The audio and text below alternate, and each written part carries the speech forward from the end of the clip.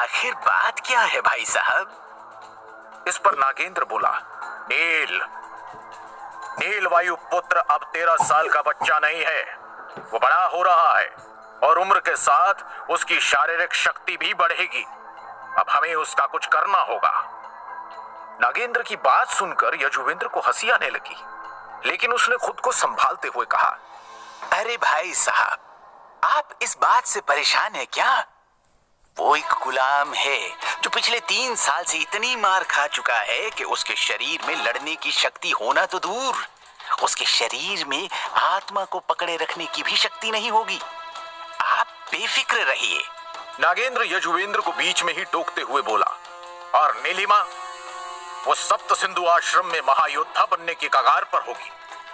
जब उसे पता चलेगा कि उसका भाई हमारी कैद में है तो वो उसको बचाने की कोशिश नहीं करेगी। यजुवेंद्र हंसते हुए बोला,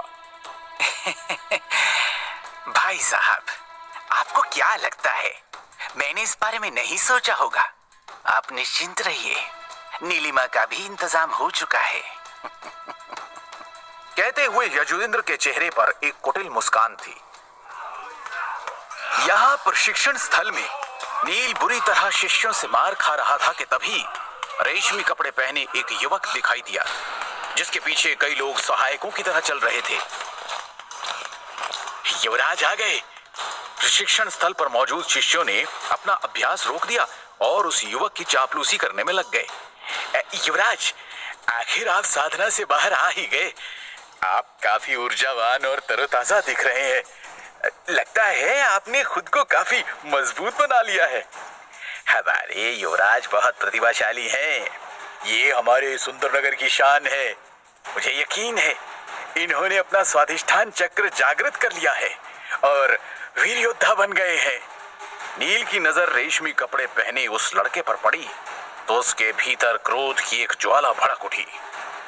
ये तथाकथित युवराज देवदत्त वायुपुत्र हैं, जो उसके पिता के सौतेले भाई नागेंद्र का सबसे बड़ा बेटा है और नील की ही उम्र का है। नील को गुलाम बनाए जाने के बाद देवदत्त वायुपुत्र को नील की जगह सुंदरनगर का युवराज बना दिया गया था।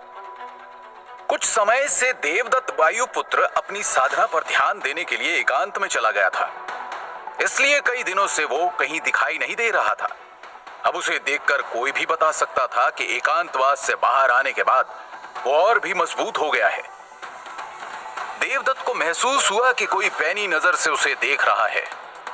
उसने उस ओर अपना सिर घुमाया तो उसकी नजर